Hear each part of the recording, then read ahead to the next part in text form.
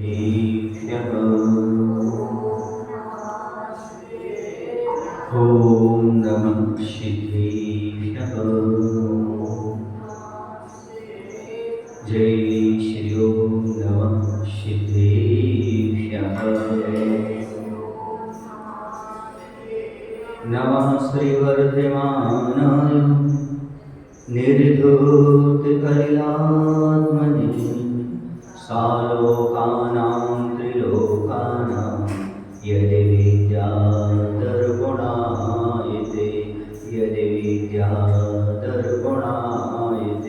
बोलिए अहिंसा परमो धर्म की। देवादेव श्री पार्श्वनाथ भगवान की। आचार्य गुरुदेव भगवत श्री विद्यासागर जी महाराज जी की।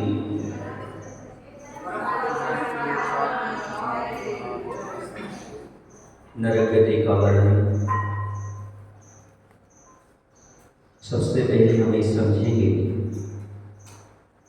कि नरक गति में जन्म क्यों होता है, किस कारण से लोग नरकों में जन्म लेता है। तो आचार्य उमा स्वामी महाराज तत्व सूत्र में 6 अध्याय के 15वें सूत्र में कहते हैं, वहवारंभ परिकृतम नारकस्य विषा। बहुत आरंभ और परिग्रह से नरक आयु का आश्रय हुआ करता है। ये तो है ही है। बहुत आरंभ माने हिंसा के कार्य। परिग्रह मतलब आप जानते हैं, जो आपके पास धन धान आदि है, क्षेत्र है, वस्तु है, मकान है, गाय भैंस, सोना चांदी, वस्त्र बर्तन, ये सब चीजें परिग्रह के रूप में आती हैं। जिनके पास ये बहुत होता है, बहुत आरंभ और बहुत परिग्रह, यानी इनके प्रति मूर्छा भाव जो होता है वह परिग्रह कह जाता है।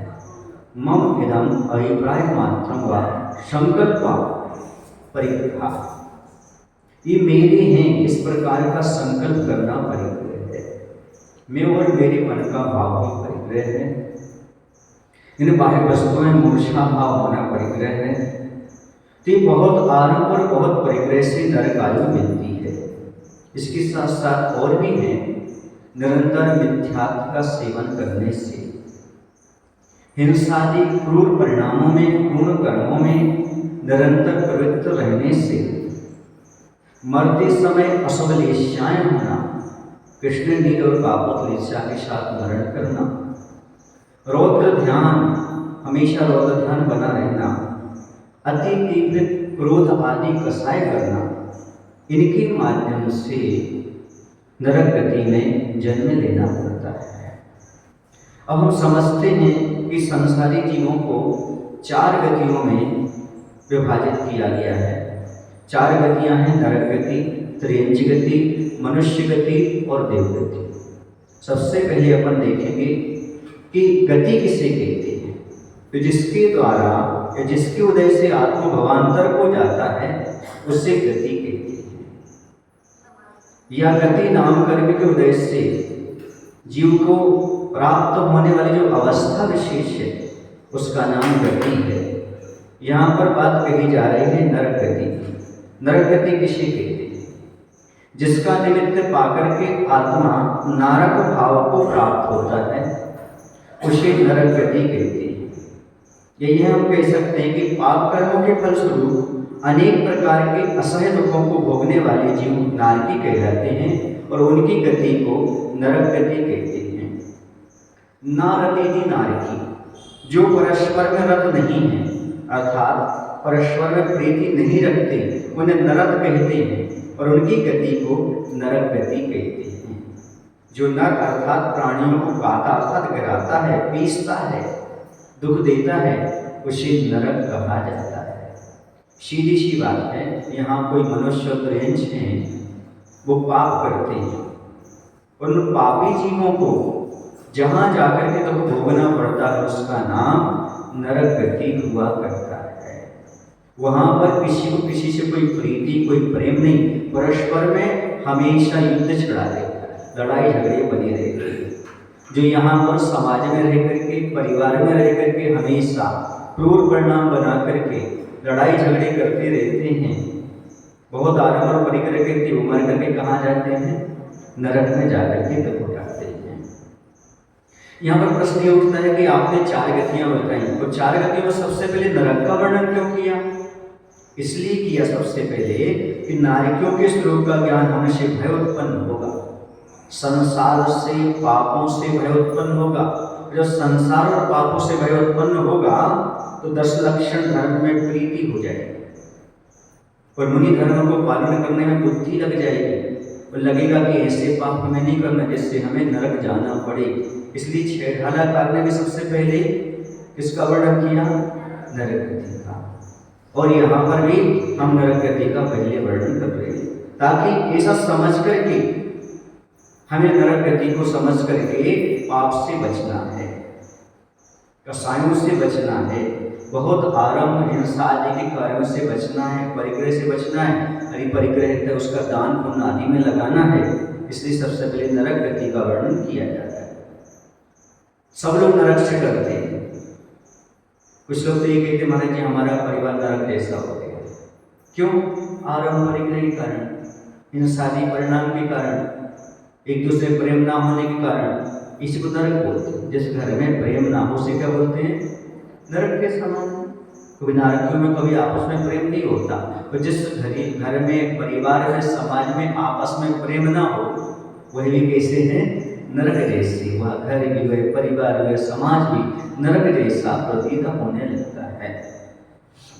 नारकियों की कौन कौन सी विशेषताएं हैं? विशेषताएं कहें या फिर वहाँ की कुरूपताएं कहें या वहाँ के दुख कहें या हम वहाँ की विशेषताएं ना करके क्या कहें? खामियां बोले कौन कौन सी हैं, बुराइयां कौन कौन सी, कुछ भी कह लो आप। सबसे पहले तो ये है कि नारियों का शरीर अशुभ व्यक्तिक होता है। व्यक्तिक का अर्थ होता है विशेष रूप से क्रिया करने की जिस शरीर में क्षमता हो उसे व्यक्तिक शरीर कहते हैं। नारियों का शरीर अशुभ व्यक्तिक होता है, अत्यंत दुर्गंधयुक्त होता है एवं डरावना होता है। उनके शरीर को देखकर के डर लगता है, उनके शरीर से दुर्गंध निकलती रहती है और अशुभ क्रिया करने में समर्थ होते हैं। शरीर का आकार बैडोल होता है, अर्थात उनके पास कुंडक संस्थान पाया जाता है। संस्थान माने आकृति, उनके शरीर की आकृति बड़ी बैडोल होती है, कहीं से भी सम नजर नहीं आती। उनके शरीर बड़ा बैडोल होता है, बड़ा कुरूप होता है उनका शरीर। शरीर का रंग धुएं के समान काला होता है, जैसे धुआं का रंग होता है ना, उस प्रकार के उनके शरीर का रंग हुआ करता है। उनके शरीर में खून, पीप, मांस, धिष्ठा आदि पाए जाते हैं। चूंकि वैकृतिक शरीर है, देवताओं का भी वैकृतिक शरीर होता है, लेकिन उनके पास ये चीजें नहीं होती। सप्त धातु उनके शरीर में नहीं होती देवताओं के, लेकिन इनके में होती है। क्योंकि वैकृतिक शरीर का अर्थ ऐसा नहीं है कि इसमें सप्त धातु ना हो। वैकृतिक शरीर का अर्थ है जिसमें विशेष क्रिया करने की क्षमता हो, उसका नाम वैकृतिक शरीर है। नारियों के यहाँ तो चूंकि वह क्षेत्र का प्रभाव है, उस क्षेत्र में वैकृतिक शरीर होते हुए भी ये सब चीजें दुख देने वाली चीजें वहां पर होंगी। खून भी होगा, पीप भी होगा, मांस भी होगा, विष्ठा भी होगी, कि उस क्षेत्र के प्रभाव से इस प्रकार की अशुभ परिणति वहां पर बन जाएगी। नारी पृथक क्रिया करते हैं, अर्थात स्वयं अपने शरीर को ही अस्त्र शस्त्र बनाते हैं। देवता लोग हैं, चक्रवर्ती आदि हैं, ये लोग पृथक क्रिया भी करते हैं, मतलब अपने शरीर के अलावा और भी शरीर का निर्माण कर लेते हैं। लेकिन ये इसी शरीर से शस्त्र बनेंगे, इसी शरीर से त्रिंच बनेगी, इसी शरीर से भाला आदि जो कुछ बनना चाहे, तलवार आदि इसी शरीर से बनती है। मतलब इस शरीर को छोड़ करके और कोई क्रिया नहीं करते, उससे बोलते अपृथक क्रिया, अर्थात अभिन्न। शरीर से भिन्न कोई विक्रिया नारी के लोग नहीं कर पाते। और देवता लोग कैसा कर लेते हैं, अपना शरीर दे रहेगी, अन्य और चीजों का निर्माण करना है उनको तो अन्य तरह से कर लेते हैं। इस शरीर के बिना, इस शरीर जीव का क्यों रहेगा मूल शरीर, और विक्रिया बना लेते, लेकिन नहीं, ये नारी जो होती इसी शरीर से शस्त्र बनेगी, इसी शरीर से वहाँ त्रिंच बनेगी, इसी शरीर से वहाँ और भी जो चाहे वो विक्रिया करते रहते हैं। कौवा आदि बन जाते हैं, ये सब दूसरी नारी को दुख देने के लिए। पानी के जलचर जीव बन जाते हैं, पानी के कण बन जाते हैं, ये सब कौन बनते हैं? नारकी स्वयं अपने शरीर से बनते हैं, इसलिए यह अपृथक क्रिया कहलाती है। नारियों के शरीर के टुकड़े टुकड़े होने पर भी उनका अकाल मरण नहीं होता। जैसे यहाँ पर शस्त्र का घात हो जाए, इसका भक्षण हो जाए तो अकाल मरण हो जाता है, जिसे कत्ले घात मरण कहते हैं। लेकिन वहाँ पर कत्ले घात मरण, अकाल मरण नरक में नहीं होता। कम से कम 10,000 वर्ष तक दुख भोगना ही पड़ते हैं, और अधिक से अधिक आयु होती 33 साल। इतने दुख वहाँ पर भोगना ही पड़ते हैं जीव को। किसी प्रकार का वहाँ पर कोई बदलाव नहीं है। 24 घंटे रात दिन मारपीट के अलावा कुछ नहीं होता। उनका शरीर पुनः जुड़ जाता है। कैसे जुड़ जाता है? तो जैसे पारा होता है, पारा कट फट जाता है, यहाँ वहाँ बिखर जाता है, लेकिन उसको पास में लाओ तो फिर पारा जुड़ जाता है। जैसे दूसरा उदाहरण है, पारे का एक उदाहरण था, इसका शरीर जुड़ जाता है। दूसरा उदाहरण ये है, जैसे कुएं में आप बाल्टी डालते हैं, जैसे बाल्टी तो गड्ढा हो जाता है कि नहीं, तब तो बाल्टी अंदर तक जाती है, चली जाती है। और जैसे बाल्टी को बाहर निकालते तो पानी कैसा हो जाता है? बराबर हो जाता है, गड्ढा समाप्त। इसी प्रकार से उनको कोई भाला आदि मारता है, तलवार मारता है एक दूसरे को, उनका हाथ कट जाएगा, पैर कट जाएगा, फिर पुनः अपना दुख भोगने का पुनः जुड़ जाएगा। उनका कभी अकाल मरण नहीं होता। आयु पर्यंत ऐसे दुखों को सहन करते। एक ही प्राणी है जो मरना चाहता है, और कोई भ्रष्टा का पीड़ा भी नहीं मरना चाहता। मात्र नारकी जीव है मरना चाहता है। इतने दुख होते हैं तो सोचता मैं मर जाऊं, पर वहां अकाल मरण संभव नहीं है। पूर्ण दुख को वहां पर भोगना ही पड़ता है। इनके शरीर में निगोदिया जीव नहीं पाए जाते। जैसे आपके शरीर में निगोदिया जीव हैं, वैसे उनके शरीर में निगोदिया जीव नहीं होते। इनका नपुंसक वेद ही होता है। कोई पुण्यशाली जीव हो, भले यहाँ से कोई तीर्थंकर प्रकृति का बंध करके वहां गया हो, चाहे छायक सम्य दृष्टि हो, तो भी उसका वेद तो नपुंसक वेद ही होगा, क्योंकि नारिकियों में स्त्री वेद और पुरुष वेद नहीं पाया जाता। इस दुख के कारण, दुख भोगने के लिए स्त्री को सुख मिलता है, पुरुष को सुख मिलता है अभिलाषा के कारण, लेकिन नपुंसक को किसी प्रकार का सुख नहीं मिलता। उसकी इच्छा स्त्री को भोगने की भी होती है, पुरुष को भी भोगने की, पर उससे कभी भी सुख प्राप्त नहीं होता, क्योंकि उसकी शरीर की ऐसी संरचना होती है, वह भोग कुछ नहीं पाता, मात्र इच्छाएं करता है।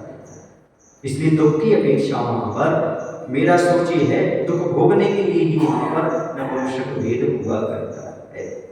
इनकी दाढ़ी मूछें नहीं होती, क्योंकि वैदिक शरीर में बाल नहीं हुआ करते, लेकिन इनके पास हड्डी वगैरह तो है, लेकिन दाढ़ी मूछ वगैरह नहीं होती। आयु समाप्त होते इनका शरीर कपूर की भांति उड़ जाया करता है। वहां पर कोई शरीर पड़ा नहीं रहता, कोई जलाने की आवश्यकता नहीं पड़ती, कपूरवत इनका आयु समाप्ति और वह उड़ जाता। इस प्रकार से इन नारियों की सारी विशेषताएं हैं। इनका भोजन अभी बाद में खोलेंगे क्या चीज है, कैसे कैसे हैं, तो बता देते हैं। 7 भूमियों में कितने बिल हैं? बिल अर्थात नरक कितने हैं? एवं बिल किसे कहते हैं? तो पापी जीवों के रहने के स्थान को बिल कहते हैं। बिल किसे कहते हैं? पापी जीवों के रहने के स्थान को बिल कहा करते हैं। और आपने देखा भी होगा, यहाँ भी पापी जीव भी बिल में रहते हैं। चूहा आदि है, ये कहाँ रहते हैं? सांप आदि कहाँ रहते हैं? वो भी पाप कर्म में अंदर रहते हैं। तो पापी जीवों के रहने के स्थान को बिल कहते हैं। तो अपन समझे कुल नरकों में कितने बिल हैं? तो 84 लाख बिल हैं, जहाँ पर नारकी दुख उठाते रहते हैं। रत्न प्रभा पृथ्वी में 30 लाख बिल हैं। शर्करा प्रभा में 25 लाख, बालुका प्रभा में 15 लाख, पंख प्रभा में 10 लाख, धूम प्रभा में 3 लाख और तमा प्रभा में 5 कम 1 लाख एवं सप्तम महातमा प्रभा में मात्र 5 बिल हैं। इस प्रकार से कुल मिलाकर के 84 लाख बिल हैं, जहाँ पर पापी जीव रहते हैं, दुख उठाते हैं, उन्हें बिल कहा जाता है। जो 7 पृथ्वी हमें बताई ना, रत्न प्रभा से लेकर के महातमा प्रभा तक, इनके दूसरे नाम भी हैं। जैसे रत्न प्रभा का नाम है धम्मा, शर्करा प्रभा का नाम हो जाएगा बंसा, बालुका प्रभा का मेघा और पंख प्रभा का अंजना, धूम प्रभा का अरिष्टा, तमा प्रभा का मघवी और महातमा प्रभा का माघवी। ये दूसरे नामित पृथ्वियों की हैं। 7 पृथ्वियों में कितने कितने पटल हैं? तो प्रथम भूमि में 13 पटल हैं। फिर आगे आगे क्रम से 11, 9, 7, 5, 3 और 1 पटल है। मतलब प्रथम भूमि में कितने हो गए? 13। द्वितीय भूमि में 11, तृतीय में 9, चतुर्थ में 7, पंचम में 5 और छठे में 3 और सप्तम में 1। नरकों में मिट्टी कैसी होती है? वहां पर मिट्टी खाने को मिलती है। क्या खाने को मिलती है? मिट्टी खाने को मिलती है और कुछ भी नहीं मिलता। 3 लोग को अनाज जो खाएं मिटे ना भूख पड़ा। 3 लोग का अनाज खा लो तो एक भूख न ऐसी भूख लगती, पर एक दाना भी नहीं मिलता। समझ रहे ना? सिंधु नीर में प्यास न जाए, समुद्र भर पानी पी लो कोई प्यास न मिटे, पर एक बूंद भी पीने को पानी वहां पर नरकों में नहीं मिलता। यहाँ पर लोग सोचते हैं रात्रि में पानी कैसे छोड़े, वहां पर तो पानी भी नहीं मिलते नहीं, तो रात्रि भोजन करने वाला कहाँ जाता है? नरक। आपके ग्रंथों में नहीं, जैनेतर ग्रंथों में ही मिलता है। उन्हें लिखा 4 नरक द्वार, नरक के 4 द्वार। प्रथम रात्रि भोजन महाभारत ग्रंथ है ना हिंदुओं के पास, उसमें लिखा हुआ शांति पर्व में कि नरक के 4 द्वार। प्रथम रात्रि भोजन, पहला रात्रि भोजन करना। द्वितीय उन्होंने लिखा परस्त्री सेवन, पराई स्त्री के साथ प्रतिक्रिया करना, ये सब दूसरा हो गया। तीसरा उन्होंने लिखा अनंत कायिकम, गणंत जमी कंद खाना, ये तीसरा नरक का द्वार का। चौथा उन्होंने कहा संधान, अचार वगैरह, मर्यादा के बाहर का अचार और आदि ये सब। ये 4 रात्रि भोजन करने से 4 नरक के द्वार हिंदू संस्कृति में बताए। जो रात्रि भोजन करता है जान करके भी वो बहुत सारी हिंसा करता है, तो जीवों का घात करता है, इससे ऐसे नरक में जाना पड़ता है। एक बार की बात है, पटना बाजार के पास एक जूना नाम का गांव, कभी आपने सुना हो तो, रहली के पास, सागर जिले में रहली के पास पटना। वहां पर दोस्तों के साथ शादी में जाना हुआ, बहुत छोटा था उस समय, तो रात्रि भोजन का त्याग था। चलिए तो गए दोस्तों के साथ। दोस्त वहां पर बैठे हुए और गांव में क्या होता, लाइट बहुत जल्दी फुल हो जाती, थोड़ा पानी गिरा था उस समय, है ना। तो आपको पता है छोटे छोटे से मेंढक खुदक खुदक करके, और वहां पर लाइट चले जाने से किसी के वहां जो सब्जी थी उसमें चल गया, उसने उठा करके उसको सब्जी का पीस सब अंधेरा था मुंह में ले लिया, तो थू करता फिरा। और उसने कहा जैन साहब आप धन्य हैं जो रात्रि भोजन नहीं करते, आज मेरे मुख में ये चला जाता, ऐसी दशा हो जाए। तो ऐसा कई बार कौन सा जीव चला जाए कोई भरोसा नहीं है। यदि भोजन करते समय मकड़ी चली जाए तो पता क्या होगा, कुष्ठ रोग हो जाता है। छोटी छोटी सी मकड़ी होती है, आज देखा आजकल नहीं होती होगी देखिएगा, है ना, तो कुष्ठ रोग हो जाता है। जुआ, जुआ जानते ना आप लोगों तो नहीं है जुआ, जुआ जो सर में आ जाते हैं जी, लीक जुआ, वो यदि धोखे से भोजन में खाने में चला जाए तो जलोदर रोग हो जाता है। जलोदर रोग समझते हो? हाँ, पेट में पानी बनने लगना और इतना पेट फूल जाना, ये आपके हाथ पे पतले होने लगते हैं और पेट क्या होता है, फूलने लगता, इसको बोलते हैं जलोदर। ऐसा रोग हो जाता है। यदि मक्खी आदि चली जाए, मक्खी के कुछ शरीर का अंश चला जाए तो उल्टी हो जाती है। यदि बाल चला जाए तो स्वर भंग हो जाता है। यदि कांटा चला जाए तो अंदर बहुत बड़ी बड़ी बीमारियां पैदा कर दे। पिन छोटे छोटे से रहते हैं, प्लास्टिक आदि, ये सब शरीर में जाने से बहुत सारी बीमारियां विकृतियां पैदा हो जाए, इसलिए रात्रि में भोजन नहीं करना चाहिए। तो नरकों में कैसी मिट्टी मिलती है, तो कहते सुनो, नरकों की मिट्टी ऐसी होती है, यदि वो यहाँ मध्यलोक में लाकर रख दी जाए तो 4 कोस तक के जीव उसकी दुर्गंध से ही मर जाएंगे। ऐसी दुर्गंध उस मिट्टी में आती है, वो मिट्टी खाने को नहीं। पापियों के लिए इस प्रकार की प्रणति। यहाँ तो खूब मांस खाया, यहाँ पर खूब शराब पी, यहाँ पर खूब पाप किया, दूसरों को मारा, हत्या की, फिर वहां जाकर के तो भोगना पड़ते।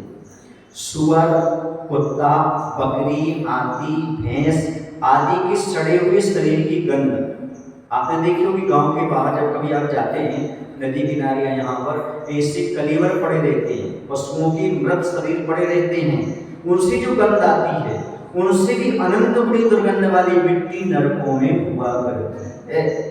प्रथम पृथ्वी की मिट्टी की दुर्गंध से यहाँ पर 1 कोस के भीतर की जीव मरते, प्रथम नरक आ जाए, और उसके बाद दूसरे की आयु तो बढ़ाते जाना, उसको आधा कोस और बढ़ाते जाना, ऐसे पहुंच करके 4 कोस तक के जीव मरण को प्राप्त हो जाएंगे। यहाँ पर ला करके रख दी जाए तो क्या नरकों की मिट्टी, ऐसी दुर्गंध मिट्टी हुआ करती है। समझ गए आप लोग?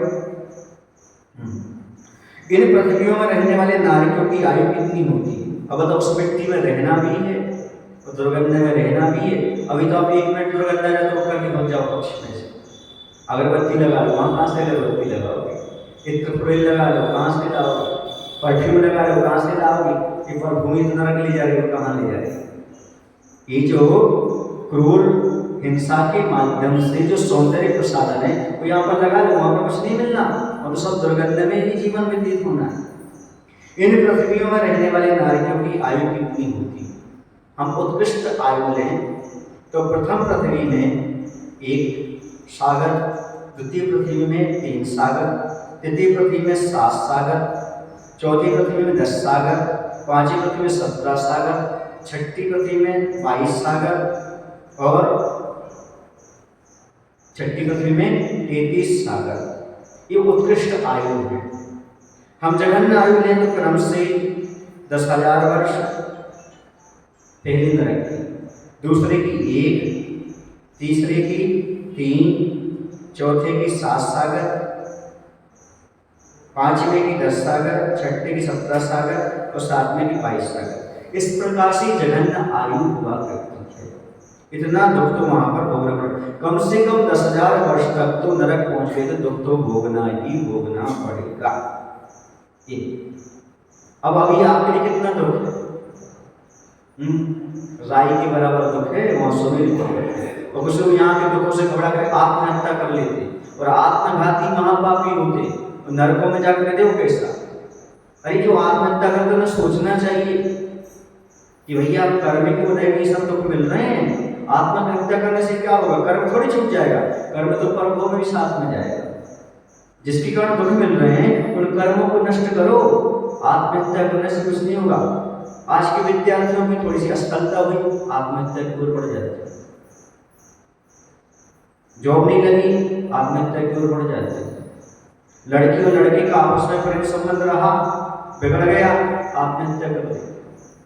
धन की हानि हो गई, किसान के खेत में कुछ नहीं होगा, आत्महत्या कर लेते। पर भूल जाती हैं यहाँ कितने दुख हैं। कुछ नहीं है जो मर करके आत्महत्या करके नरक जाकर के दुख उठाना पड़ते हैं, कम से कम 10,000 वर्ष तक। वहां पर कोई परिवर्तन नहीं है, वहां पर तो दुख उठाना है तो उठाना ही है। इसलिए आत्महत्या का विचार कभी जीवन में नहीं आना चाहिए। नरक जाने से बचना चाहते हो तो 2 संकल्प अभी ले लो, बाकी लो या ना लो। बता दे कौन से 2 संकल्प पालोगे अच्छे से। इसमें कोई मेहनत नहीं करना, मत विचारों का है, परिणामों को संभालने का है। सबसे पहला संकल्प ले लो, आत्महत्या नहीं करेंगे, और दूसरा संकल्प ले लो, किसी की जान बूझ करके हत्या नहीं करेंगे। संकल्प हिंसा का त्याग करो, संकल्प पूर्वक किसी का हनन नहीं करेंगे, नहीं मारेंगे। संकल्प हिंसा का त्याग करो और आत्मघात का त्याग करो। कभी जीवन में आत्महत्या का विचार भी नहीं लाएंगे। यदि कभी जीवन में आ गया होगा तो उसका प्रायश्चित कर लेना, क्योंकि आत्मघाती महापापी होते हैं। वो नरक में जाकर के कम से कम 10,000 वर्ष तक दुख उठाते रहते हैं। कहते हैं थोड़ी सी स्थलता ये करने जीवन ही समाप्त कर दो। अरे बहुत कुछ रहता है जीवन में हमारे पास, कुछ निकल जाने से, कुछ बीत जाने से, कुछ हानि हो जाने से जीवन नहीं मरते। चुप चुप अश्रु बहाने वालों, जीवन व्यर्थ लुटाने वालों, कुछ सपनों के मर जाने से जीवन नहीं मरा करते। ये जीवन समाप्त हो जाता है क्या? नहीं होता। लेकिन लोग सब समाप्त करने के लिए तैयार है, तो अज्ञानी होते हैं, कोई इस बात को समझ नहीं पाते। अपन समझते हैं नारियों की उत्कृष्ट एवं जघन्य अवगाहना कितनी होती है। अवगाहना समझ रहे हो ना, शरीर की ऊंचाई, उसको बोलते हैं अवगाहना। तो प्रथम पृथ्वी में उत्कृष्ट अवगाहना 7 धनुष 3 हाथ और 6 अंग, ये उत्कृष्ट है। और दूसरे नरक में 15 धनुष 2 हाथ 12 अंग। तीसरे नरक में 31 धनुष 1 हाथ। चौथी पृथ्वी में 62 धनुष 2 हाथ। और पांचवी पृथ्वी में 125 धनुष, दूनी कर दो। छठी पृथ्वी में 250 धनुष और सातवीं पृथ्वी में 500 धनुष की काया होती है। जघन्य कितनी होती है? तो प्रथम पृथ्वी में जघन्य होगा है ना, जघन्य ऊंचाई 3 हाथ। दूसरी पृथ्वी में 8 धनुष 2 हाथ, 2 सहित 2/11 अंग। तीसरे नरक में 17 धनुष 1 हाथ, 10 सहित 2/3 अंग। चौथे नरक में 35 धनुष 2 हाथ, 20 सहित 4/7 अंग। और पांचवी पृथ्वी में 75 धनुष। और छठी पृथ्वी में 166 धनुष 2 हाथ 16 अंगुल। और सातवें में 500 धनुष।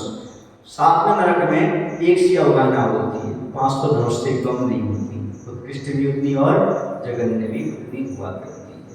इस प्रकार से इस शरीर को दुख उठाना पड़ता है। जितना बड़ा शरीर उतना अधिक दुख। और क्या, जितनी ज़्यादा लंबाई उतना ज़्यादा दुख होगा, कम होगा तो कम होगी। नरकों में कितने प्रकार के दुख हैं? तो नरकों में मुख्य रूप से तो 4 प्रकार हैं: क्षेत्र संबंधी, मानसिक, शारीरिक और असुर जाति के देव होते हैं उनके। 4 प्रकार के मुख्य हैं।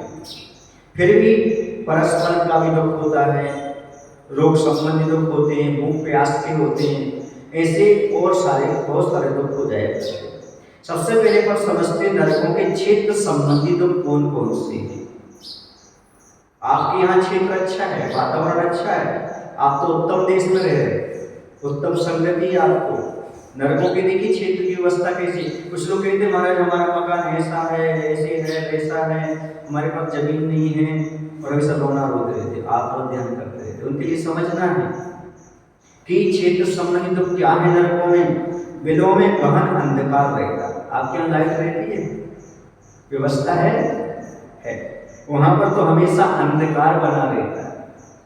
दुर्गंध युक्त मिट्टी रहती है, जो हमने बताई। यदि वहां की मिट्टी यहाँ है तो 4 कोष तक के जीव समाप्त हो, जैसे दुर्गंध युक्त मिट्टी है। और वो छाया चाहते हैं, हमें छाया मिल जाए। शरण के लिए वो 80 पत्र वन होता है। 80 पत्र वन तलवार जैसे पत्ते लगे रहते। सेमर के वृक्ष होते हैं वहाँ। किसके वृक्ष होते? सेमर के, जिसके जो पत्ते होते हैं, गुल्म होते हैं, फल होते हैं, जो कुछ भी होते हैं, वो सब शस्त्र के रूप में परिवर्तित होते हैं। ऐसा वो छाया चाहते तो भागते हैं, तो सेमर वृक्ष के नीचे पहुंच जाते हैं। वे छाया तो नहीं देते, किंतु नारियों पर छुरी कांटे के समान पत्ता गिरा देते हैं। उनका हाथ कट जाता, पैर कट जाता, सिर पर गिर जाता। ऐसा तो वहां पर होता है। प्रथम पृथ्वी से 5वीं पृथ्वी के 3/4 भाग तक अत्यंत उष्ण है, यानी वहां पर गर्मी है। एवं चतुर्थ भाग में शीत है। छठी पृथ्वी में भी शीत है और सप्तम पृथ्वी में भी महाशीत है। तो प्रथम पृथ्वी से 5वीं पृथ्वी के 3/4 भाग तक उष्ण बिल हैं। और उसके बाद चतुर्थ भाग में से लेकर के क्या है पंचम के चतुर्थ भाग से लेकर के छठी और सातवीं पृथ्वी तक शीत दिन है, वहां पर सर्दी है। समझ गए? ऐसा बताते हैं सुमेरु पर्वत का गोला, लोहे का गोला सुमेरु पर्वत पर बनाया जाए और प्रथम नरक से छोड़ा जाए। इतनी गर्मी है कि वो जहाँ 3/4 भाग तक है ना, वहां तक पहुंचेगा 5 पृथ्वी की, तो पूरा जो है क्या हो जाएगा, पिघल जाएगा। और जैसे ही 5वीं पृथ्वी के 3/4 भाग से नीचे जाएगा वैसे जमना शुरू होगा और 7वें तक पहुंचेगा तो पूरा जम जाएगा। इतनी सर्दी और गर्मी। यहाँ पर कितनी सर्दी गर्मी, ऐसा तो कुछ नहीं है, पर वहां पर ऐसी सर्दी गर्मी। बताओ सबसे ज्यादा सर्दी गर्मी कहाँ पड़ती है? नरकों में। सबसे ज्यादा सर्दी गर्मी कहाँ पर है? प्योर दुख है नरकों में, प्योर, कोई मिलावट नहीं। आपके तो मिलावट है, थोड़ा सुख दुख, लेकिन वहां तो दुख के अलावा सुख है ही नहीं, हमेशा दुख वहां। मानसिक दुख, क्षेत्र दुख हो गया। और भी है, वहां की भूमि ऐसी है उसका स्पर्श करो जैसे सहस्त्र बिच्छू डस रहे हो, 1000 बिच्छू काटते हैं एक साथ, ऐसे वहां की भूमि का स्पर्श है। ऐसा दुख निरंतर बना रहता है। आपको एक बिच्छू काट ले तो तिलमिला जाते हैं, दिन भर दुखी रहते, रोते रहते। वहां तो 1000 बिच्छू काटे, ऐसी तकलीफ वहां पर जमीन का स्पर्श करने से। दूसरा मानसिक दुख, हाय हाय।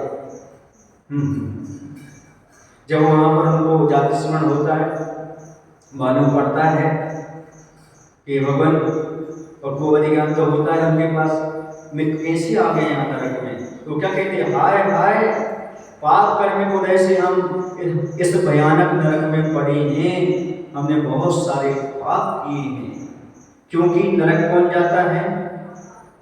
मात्र कर्म भूमि का मनुष्य ही नरक में जन्म लेते हैं। नारकी उसी भाव से पुनः नारकी नहीं होते, एक बीच में भाव लेना पड़ता है। देव उसी भाव से नारकी नहीं होते, उन्हें भी बीच में एक भाव लेना पड़ता है मनुष्य के बीच का। देव कभी देव नहीं बनता, तत्काल एक भाव लेना पड़ता है। नारकी कभी देव नहीं बनता, एक भाव बीच में लेना पड़ता है। तो सीधा कौन बनता है? कर्म भूमि का मनुष्य और त्रयंच ही नारकी बनते हैं, वो भूमि के नहीं, मात्र कर्म भूमि के मनुष्य त्रयंच ही नरक जाते हैं। क्योंकि सारे के सारे कर्म और धर्म कहाँ पर होते हैं? मात्र कर्म भूमि में होती है। जहाँ पर आप बैठे कौन सी भूमि है? कर्म भूमि है। चाहे तो नर से नारायण जैसा काम कर लो बनने का, और चाहे तो नर से नारकी बन सकते हो, as you like as you live. सारी स्वतंत्रता आपके ऊपर आधारित है।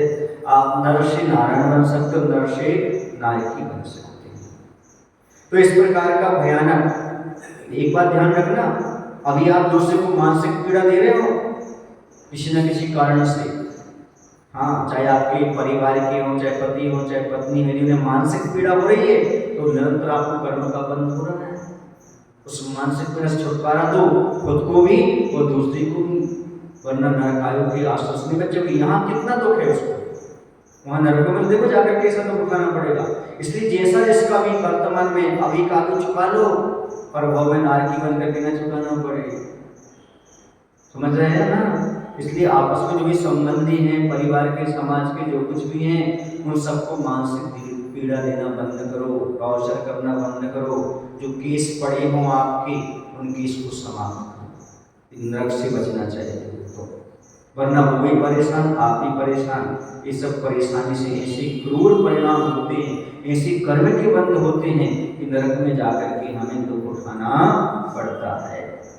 सुने ना, तो कहीं भी संसार में एक हाथ से ताली नहीं बजती, कुछ ना कुछ हमारे पूर्व कर्म को उदय भी देता है, सामने वाला निमित्त बन जाता है। इस चीज को समझते हुए सारी चीजों को समाप्त करो, वरना दूसरे को जेल भेजाने का भाव हमें नरक ले जाएगा, ये समझ लेना। इसलिए सबके भले के बारे में सोचो। हाँ, ऐसा विचार करते हुए पश्चाताप करते हैं वो कि मैंने पूर्व भाव में मैंने बहुत बड़ा पाप किया था, उस पाप के फल से मैं यहाँ पर आया हूँ और पश्चाताप करते। हमने सतगुरुओं और वीतरागी साधुओं के कल्याणकारी उपदेशों का तिरस्कार किया था। महाराज ने कई बार कहा था कि बेटा समाज में एकता से रहा करो, हम नहीं रहे, परिवार में एकता से रहा करो, नहीं रहे, हम भाई भाई से लड़ते रहे, परिजन से लड़ते रहे, ऐसे अंदर वहां पर पश्चाताप होता है। मैंने गुरुओं की बातों को नहीं सुना, इस कान से सुना और इस कान से निकाल दिया। लड़ी फुंकड़ी सोनारे इकलौन दिखलूंगे ले वाले। मराठी में कहावत है, सुनार नली से फूंकता है, यहाँ से फूंकता है और हवा से निकल जाती है। ऐसे हमने किए, साधुओं के बाद इस कान से सुनी, उस कान से निकाल दी, कभी अमल नहीं की। वहां पर पश्चाताप हो रहा है कि जब बीतरागी साधु हमारे नगर में आए, हमारे घर में आए, लेकिन क्या करें, उन साधुओं के जो कल्याणकारी उपदेश थे हमने सुने नहीं, उनका तिरस्कार किया। जिस समय महाराज का प्रवचन चल रहा उस समय हम दुकान खोले रहे, जिस समय महाराज का यहाँ पर उपदेश चल रहा उस समय हम बाथरूम में हैं, उस समय हम अपने मंदिर में आलाप आप रहे अपना अपना, कोई मतलब नहीं हमें साधुओं से, कोई मतलब नहीं बीतरागियों से। ऐसे महाराज का प्रवचन नहीं सुना, उपदेश का तिरस्कार किया, उसका परिणाम है कि आज नरक में आकर के हमें दुख उठाना पड़ रहा है। ऐसा पश्चाताप कहाँ पर होता है? नरकों में होता है। मैंने विषयांत होकर 5 पाप किए, हिंसा, झूठ, चोरी, कुसेल, परिग्रह, इन 5 पापों में लगा रहा भगवान। मैंने जिनको सताया था वे यहाँ मुझको मारने के लिए तैयार है। मैंने उसको जेल में जाया था, आज वो हमें मार रहा है, हमने उसको सताया था, वो सता रहा है। उस समय हम सबल थे, अब यहाँ पर कोई सबल नहीं है, अब यहाँ पर तो दुख उठाना पड़ेगा। इसलिए अपने आप में सबल समझकर कभी दुर्बल को सताना मत, कभी सादा नहीं पाओगे जीवन में, हमेशा सादा सादा बनी रहेगी लड़कों जैसे। इसलिए कभी किसी को दुखी मत करना, सताना मत। हाँ, अब मैं किसकी शरण में जाऊं भगवान, यहाँ दुख अब मैं कैसे सहूंगा, अब मुझसे सहन नहीं हो रहा है। जिसके लिए पाप किए थे ना बेकुटुंबी जना, अब क्यों आकर मेरी सहायता नहीं करते? मैंने कौन कौन से पाप नहीं किए, पत्नी के लिए, पुत्र के लिए, भाई के लिए, परिजन के लिए, लेकिन अब कोई यहाँ पर पूछता नहीं। जिनके हितों ने पाप किया वो कोई पूछने वाला नहीं, अकेला नरक में जाकर के तो भोगना पड़ रहा है। कोई किसी का साथ नहीं देता, सबके साथ मिलकर के पाप तो करते हैं पर अपने अपने कर्म स्वयं को भोगना पड़ते हैं, दूसरा कोई भोगने के लिए नहीं आता।